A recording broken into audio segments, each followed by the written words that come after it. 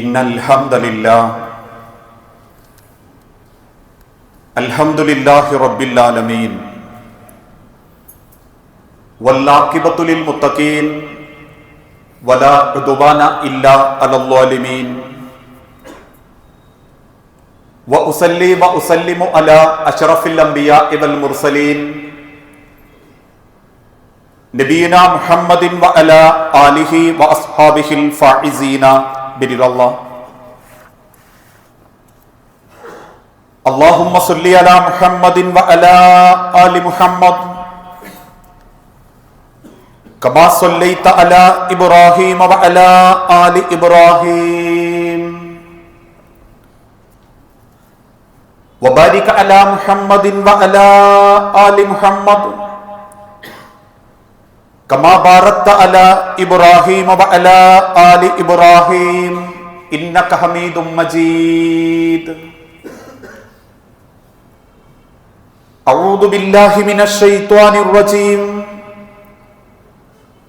ബിസ്മില്ലാഹിർ റഹ്മാനിർ റഹീം.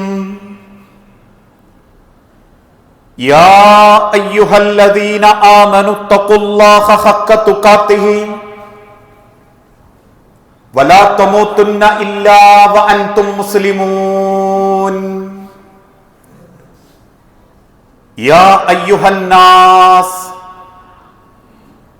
തഖൂ റബ്ബകുമുല്ലദീ ഖലഖകും മിൻ നഫ്സിൻ വാഹിദ വഖലഖ മിൻഹാ സൗജഹാ വബസ്സ മിൻഹുമാ റിജാലൻ കസീറൻ വനിസാഅ വത്തഖുല്ലാഹല്ലദീ തസാഅലൂന ബിഹി വൽ അർഹാം ഇന്നല്ലാഹ കാന അലൈക്കും റഖീബാ. ബിസ്മില്ലാഹിർ റഹ്മാനിർ റഹീം. ത്വാഹ മാ അൻസൽനാ അലൈക്കൽ ഖുർആന ലിതഷ്ഖാ. റബ്ബി ഇശ്റഹ് ലി സുദ്രി വയസ്സിർ ലി അംരി. സ്നേഹാദരണീയരായ സത്യവിശ്വാസി വിശ്വാസിനി സഹോദരങ്ങളെ, സർവലോക രക്ഷിതാവായ അള്ളാഹുവിന്റെ നിയമങ്ങളും നിർദ്ദേശങ്ങളും അന്ത്യപ്രവാചകൻ മുഹമ്മദ് മുസ്തഫ റസൂലുള്ളാഹി സല്ലല്ലാഹു അലൈഹി വസല്ലമയുടെ ജീവിതചര്യകളും സ്വന്തം ജീവിതത്തിന്റെ എല്ലാ രംഗത്തും അള്ളാഹുവിനെ സ്നേഹിച്ചുകൊണ്ട് ജീവിതത്തിൽ പകർത്തണമേ എന്ന് ആദ്യമായി ഉണർത്തുകയാണ്, വസിയത്ത് ചെയ്യുകയാണ്. അല്ലാഹു തആല ഏറെ ആദരിക്കുകയും വലിയ അനുഗ്രഹങ്ങളോടുകൂടി ഈ ലോകത്തേക്ക് നിയോഗിച്ചവരാണ് മനുഷ്യരായ നമ്മളെല്ലാവരും. അതുകൊണ്ട് തന്നെ പലതും നേടിയും പലതും നേടാതെയും അള്ളാഹു നിശ്ചയിച്ച കാലം വരെ സ്വന്തം ജീവിതത്തെക്കുറിച്ച് പോലും ചിന്തിക്കാതെ ജീവിച്ചുകൊണ്ടിരിക്കുന്നവരാണ് ഇന്ന് നമ്മളെ കൂട്ടത്തിൽപ്പെട്ട ഭൂരിപക്ഷം ആളുകളും. പലരെയും സംബന്ധിച്ചിടത്തോളം ജീവിതം ഒരു ചര്യ മാത്രമാണ്. നേരം വെളുക്കുന്നു, കുളിക്കുന്നു, ഭക്ഷണം കഴിക്കുന്നു, അവനവന്റെ ജോലി സ്ഥലത്തേക്ക് പുറപ്പെടുന്നു, രാത്രിയാവുന്നു, തിരിച്ചു വരുന്നു, ഭക്ഷണം കഴിക്കുന്നു, കിടന്നുറങ്ങുന്നു. ഇതിൻ്റെ ഇടയ്ക്ക് എന്തൊക്കെയോ അനുഭവങ്ങൾ ഉണ്ടാകുന്നു. അതുകൊണ്ട് തന്നെയാണ് പല ആളുകളോടും ചോദിച്ചു നോക്കൂ, എന്തൊക്കെയാണ് വിശേഷം എന്ന് ചോദിക്കുമ്പം പലരും നിസ്സംഗതയോടെ പറയും, അങ്ങനെ പോണ്.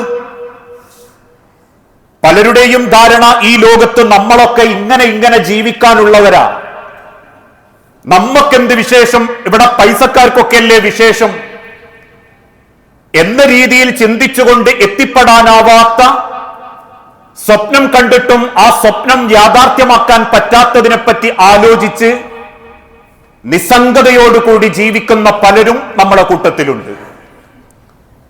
എന്നാൽ മറ്റു ചിലരെ സംബന്ധിച്ചിടത്തോളം സൗഭാഗ്യം മാത്രം തേടി ഓടും.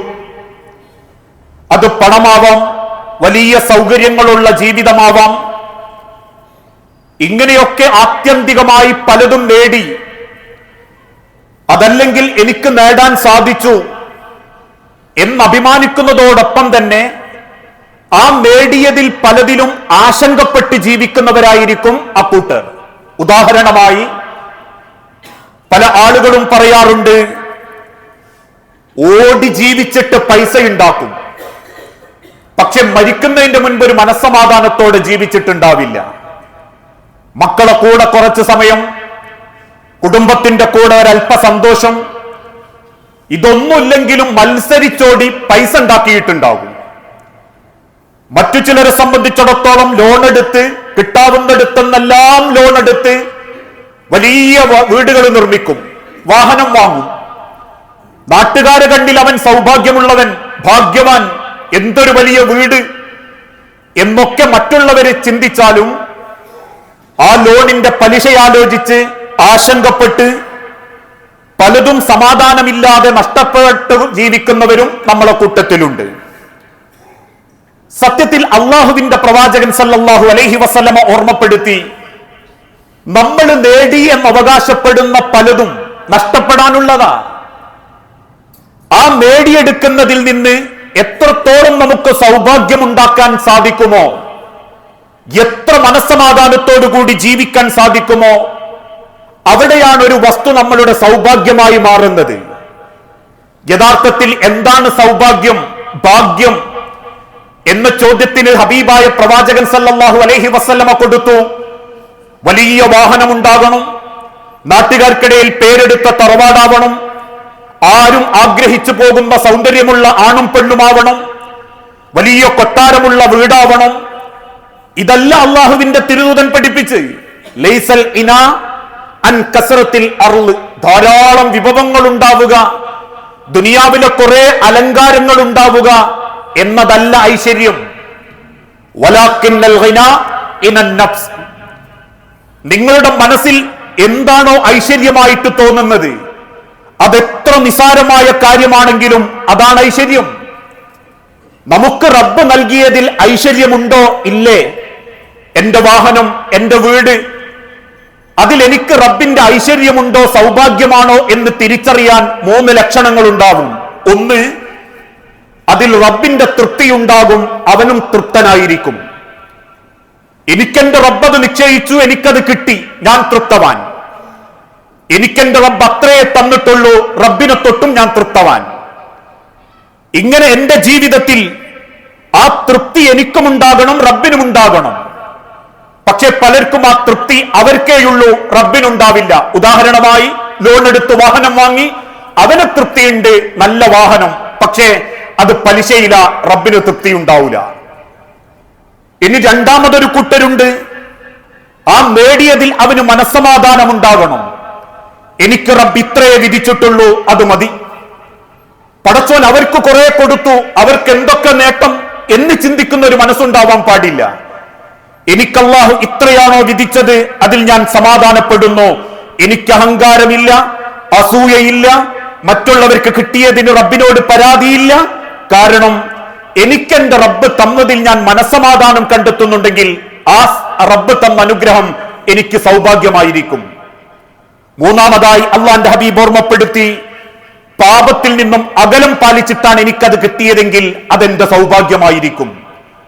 നാട്ടൊക്കെ ഏക്കറ കണക്കിന് സ്ഥലം വാങ്ങിയിട്ടുണ്ട്, നാട്ടുകാരെ പറ്റിച്ചിട്ടും കൊള്ളലാഭെടുത്തിട്ടും ഉണ്ടാക്കിയതെങ്കിൽ അതിലൊരു പക്ഷേ നാട്ടുകാർക്കും എനക്കും തൃപ്തി ഉണ്ടാകും, റബ്ബിന് തൃപ്തി ഉണ്ടാവൂല.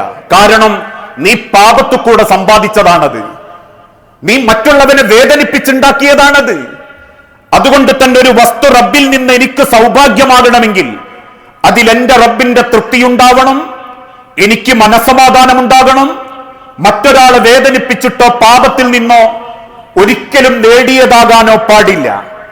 ആ അനുഗ്രഹങ്ങളും സൗഭാഗ്യവും നേടിയവരായിരുന്നു പ്രവാചകന്റെ സ്വഹാബത്ത്.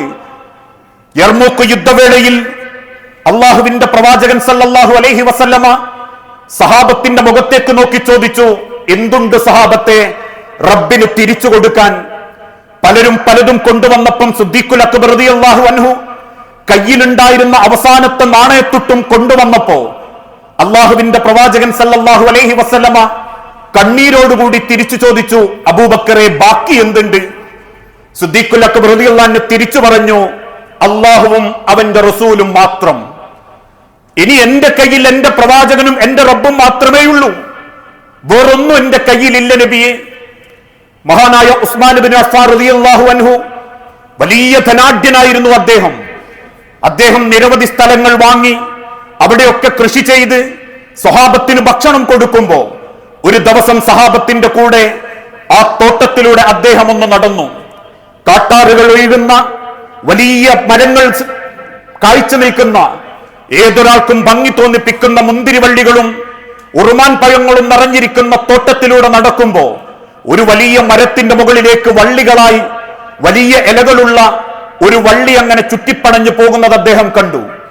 ആ മരത്തിന്റെ താഴെ നിന്ന്, ഇന്നത്തെ നമ്മളെ ഭാഷയിൽ പറഞ്ഞാൽ മണി ട്രീ എന്ന് പറയുന്നത് പോലെ വലിയ ഇലകളുള്ള ആ മരത്തിലേക്ക് നോക്കി അദ്ദേഹം പൊട്ടിക്കരയാൻ തുടങ്ങി. കണ്ടു നിൽക്കുന്ന സഹാബത്ത് ചോദിച്ചു, എന്തേ ഉസ്മാൻ ഇബ്നു അഫ്ഫാൻ റളിയല്ലാഹു അൻഹു കണ്ണീരോടെ തിരിച്ചു പറഞ്ഞു, വല്ലാഹി ഇന്നി അഖാഫു അൻ യഗുറനാ ഹാദ ദുനിയ. എനിക്ക് ഭയം തോന്നുന്നു സഹാബത്തെ, ദുനിയാവ് നമ്മളെ വഞ്ചിച്ചു തുടങ്ങിയിട്ടുണ്ടോ എന്ന്, ദുനിയാവ് നമ്മളെ വഞ്ചനയിലേക്ക് കൊണ്ടുപോകുന്നുണ്ടോ എന്ന്. എന്നിട്ട് ഉസ്മാൻ ഇബ്നു അഫ്ഫാൻ റളിയല്ലാഹു അൻഹു തിരിച്ചു പറഞ്ഞു, മനുഷ്യർക്കൊരു കാലം വരും, റബ്ബ് കൊടുത്തതിലൊന്നും അവർക്ക് സമാധാനം ഉണ്ടാവൂല, അവർക്ക് റബ്ബ് തന്നതിലൊന്നും സൗഭാഗ്യം അവർ കണ്ടെത്തൂല. ദുനിയാവ് അവരെ വഞ്ചിക്കുകയും ദുനിയാവിന്റെ വഞ്ചനയിൽപ്പെട്ട് റബ്ബ് തന്നതിന്റെ വലുപ്പമറിയാതെ കിട്ടാത്തതിന്റെ മേലേക്ക് നോക്കി അവർ വെപ്രാളപ്പെട്ടോടുന്നൊരു കാലം വരുമ്പോ ലാ തഖൂമു സ്സാഅ, അന്ത്യനാൾ അടുക്കാറായിട്ടുണ്ട് എന്ന് നിങ്ങൾ ചിന്തിക്കുക. അതുകൊണ്ട് തന്നെ സ്വഹാബത്ത് ചോദിച്ചു, നബിയെ, റബ്ബ് എന്ത് തന്നാലും അതിലൊരു സൗഭാഗ്യം കിട്ടണമെങ്കിൽ ഞങ്ങൾക്ക് എന്തുണ്ടാവണം? നബി തങ്ങൾ തിരിച്ചോർമ്മപ്പെടുത്തി 3 കാര്യങ്ങൾ. നിങ്ങളിൽ ആരിലുണ്ടോ അവന് റബ്ബിന്റെ സൗഭാഗ്യം ലഭിക്കും. അവൻ എത്ര ചെറുതാണെങ്കിലും വലുതാണെങ്കിലും 3 കാര്യം അവനിലുണ്ടെങ്കിൽ അവൻ സൗഭാഗ്യവാനായിരിക്കും. 1, അള്ളാഹുവിന്റെ വിശുദ്ധ ഖുർആനിനോട് നിരന്തരം ഇടപെടുന്നവനാണെങ്കിൽ, അള്ളാഹുവിന്റെ ഖുർആനിനെ ജീവിതത്തിന്റെ ഒരു ഭാഗമാക്കിയവരാണെങ്കിൽ.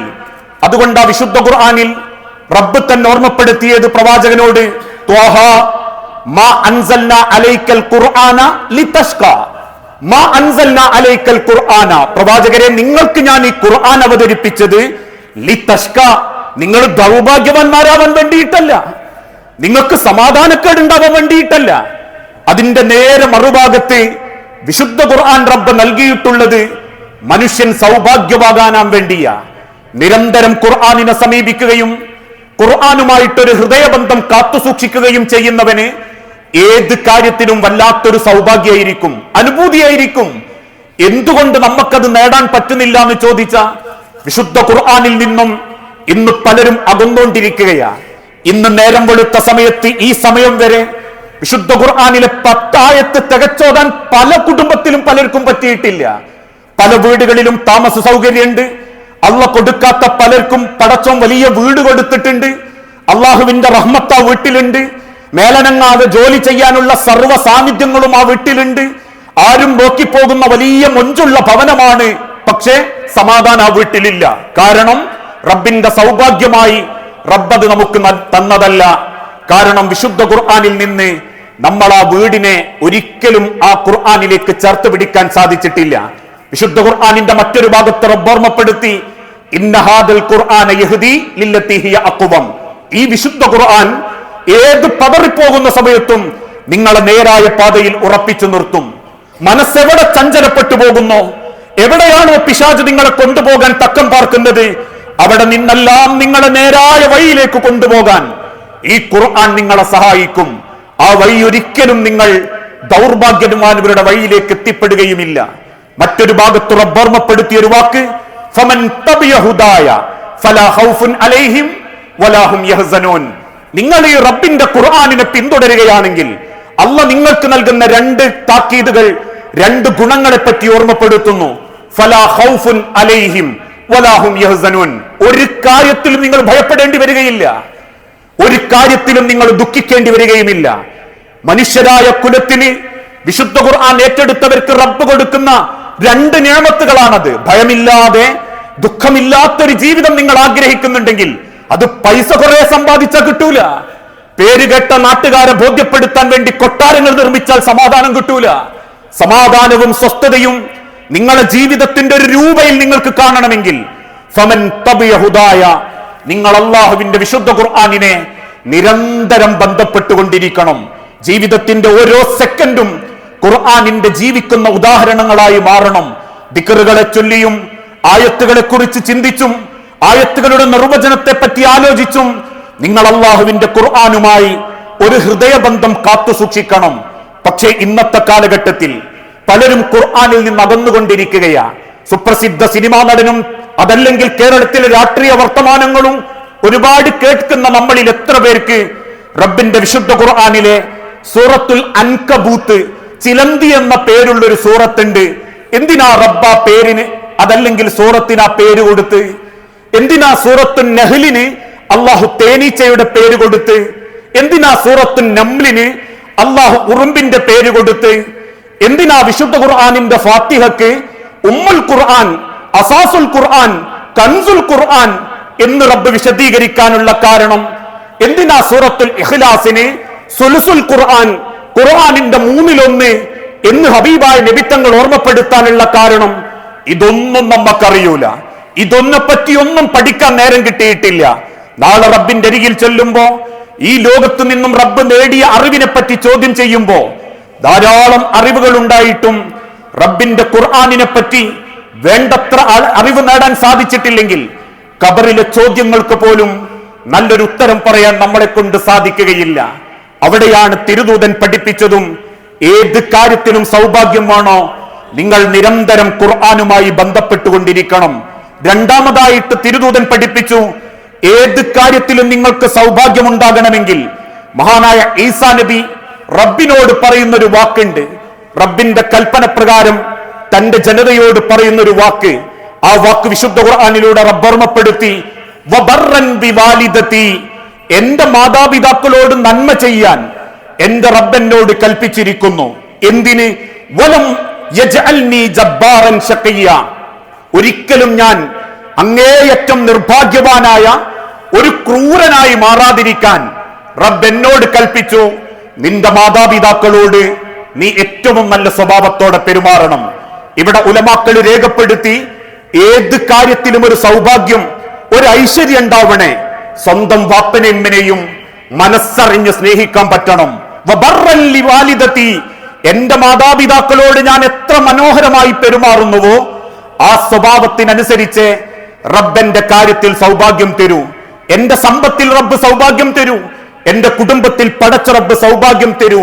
പ്രവാചകന്റെ ജീവിതത്തിൽ നിന്ന് ഹബീബായ തിരുദൂതൻ ആർവത്ത് ചോർമ്മപ്പെടുത്തി, ലാ തജിദുൽ ബാറ ഇല്ലാ സഈദൻ, നിങ്ങളെ മാതാപിതാക്കളോട് നിങ്ങൾ ഏറ്റവും മാന്യമായി പെരുമാറുന്നുണ്ടെങ്കിൽ ഇല്ലാ സഈദൻ, നിങ്ങൾക്ക് നന്മയല്ലാത്തതൊന്നും റബ്ബ് നിങ്ങൾക്ക് എത്തിച്ചു തരികയില്ല.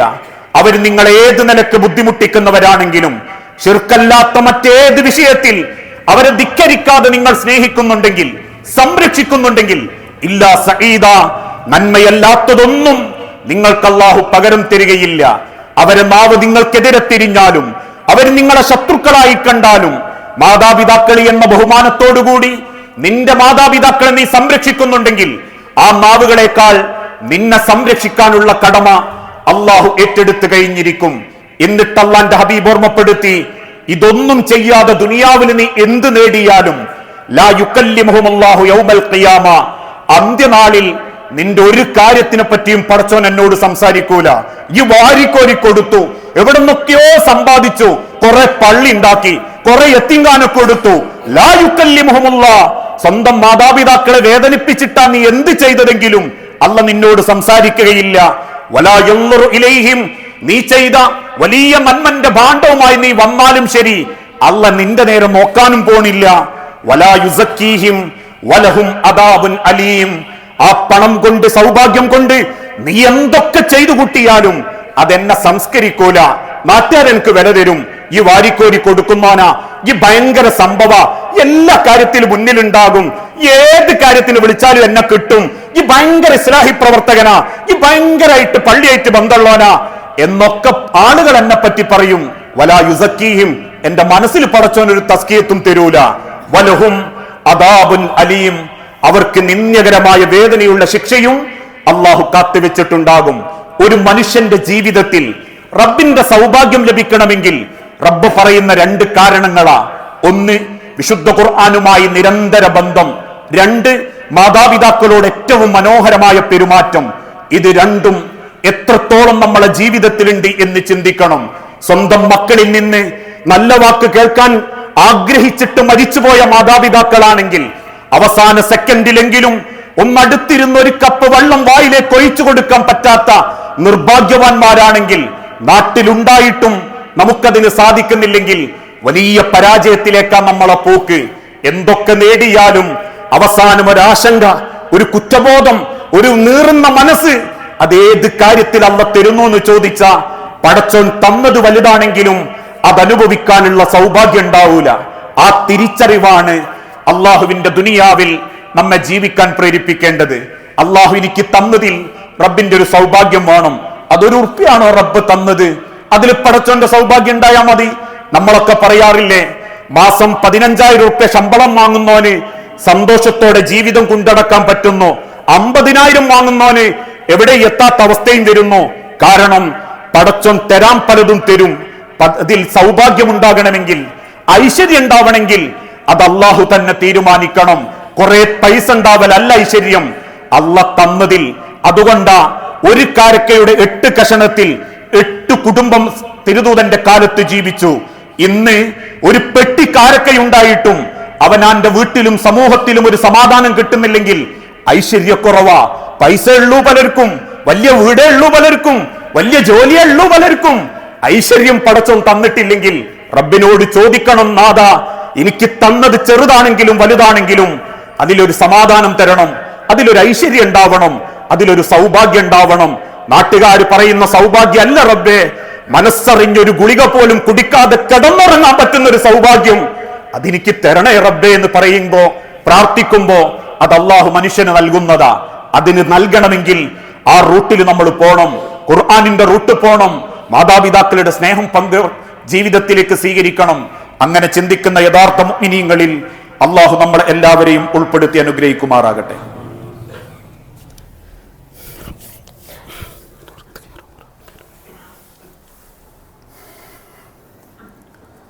അൽഹംദുലില്ലാഹ്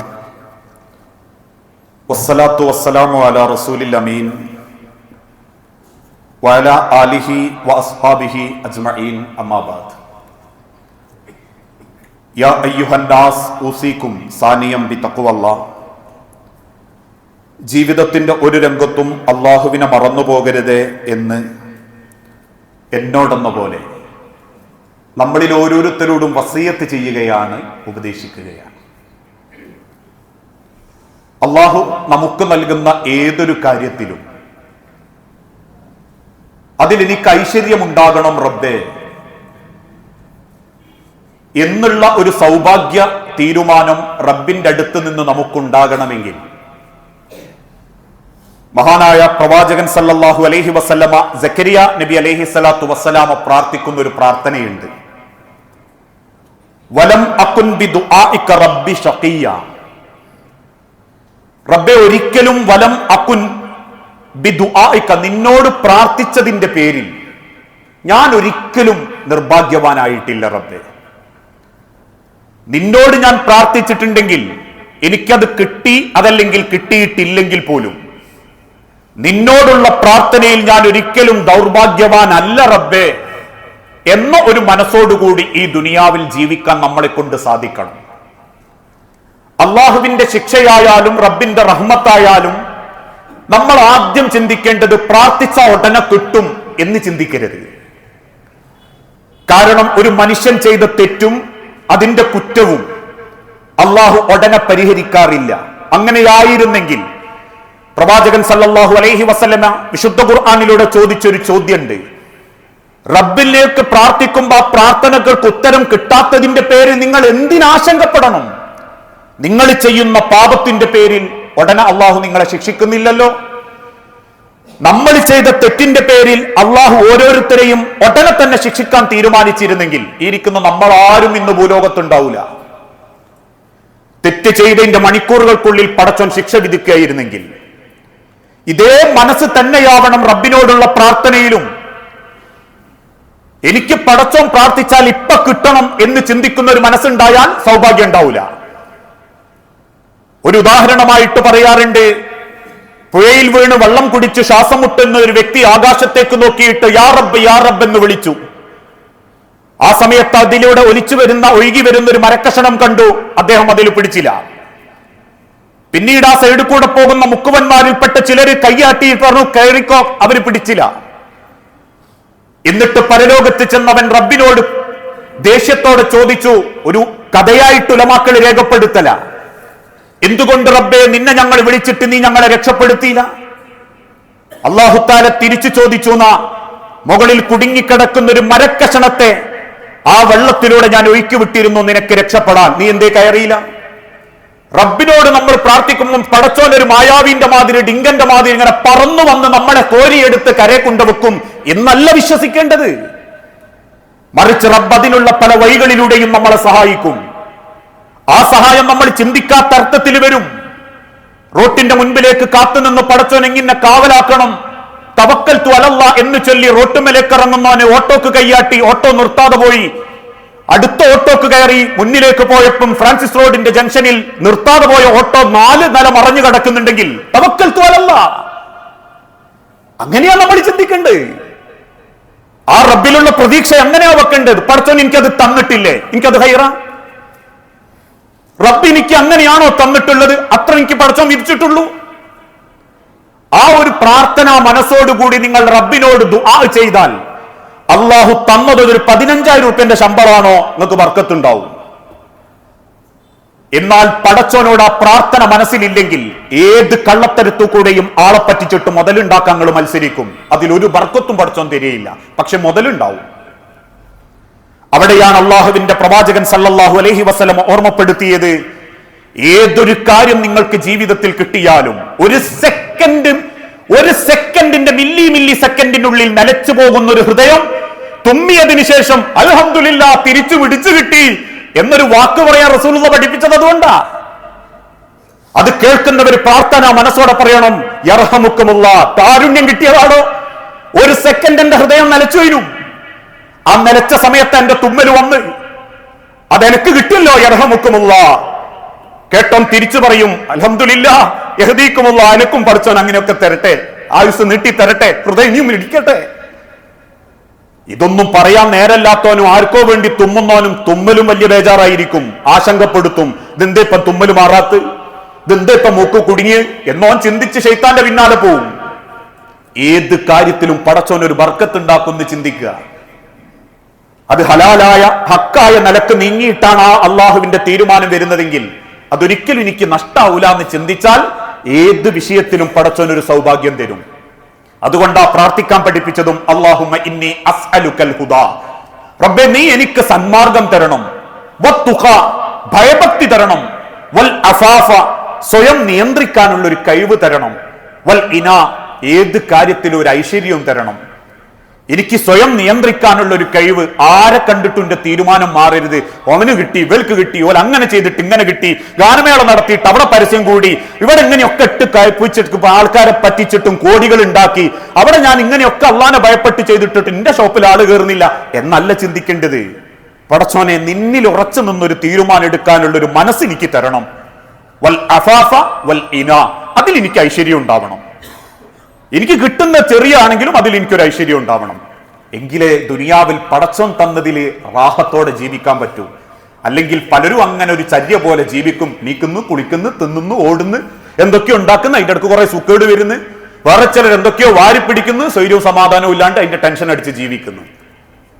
നമ്മളെ ജീവിതം പടച്ചോൻ തരുന്നത് ഒരു 60-70 വയസ്സിന്റെ അടുക്കാണെങ്കിൽ ആ ദിവസങ്ങൾക്കിടയിൽ പടച്ചോൻ തിരിച്ചു വിളിക്കുന്നത് എന്നായാലും ശരി, അതുവരെ പടച്ചോൻ തന്നയിൽ മനസ്സറിഞ്ഞൊന്ന് സമാധാനപ്പെട്ട് ജീവിച്ചു നോക്കി. അതാണ് ദുനിയാവിൽ ഒരു മനുഷ്യനെ തൊട്ട് അള്ളാഹു ചിന്തിക്കുന്നതും പടച്ചോൻ നമുക്ക് കാണിച്ചെന്നതും. അല്ലാണ്ട് ദുനിയാവ് വെട്ടിപ്പിടിക്കാനും ഇവിടെ സമാധാനമല്ല ഓടാണ്ടും ഉള്ളതെല്ലാം വാരിപ്പിടിച്ചിട്ട് അവനാന്റെതാക്കാനും വന്നോലല്ല ഞാനും നിങ്ങളൊന്നും. 100 കൊല്ലം പോലും തികച്ചു ഇവിടെ ജീവിക്കാൻ വന്നോലല്ല. ആ തിരിച്ചറിവാണ് മനുഷ്യരെ സമാധാനം. അങ്ങനെ ജീവിക്കുന്ന ചിന്തിക്കുന്ന യഥാർത്ഥ മുഅ്മിനീങ്ങളിൽ അള്ളാഹു നമ്മളെല്ലാവരെയും ഉൾപ്പെടുത്തി അനുഗ്രഹിക്കുമാറാകട്ടെ. റബ്ബെ, അറിഞ്ഞും അറിയാതെയും ഒരുപാട് തെറ്റുകുറ്റങ്ങൾ സംഭവിച്ചു പോയിട്ടുണ്ട് നാഥ.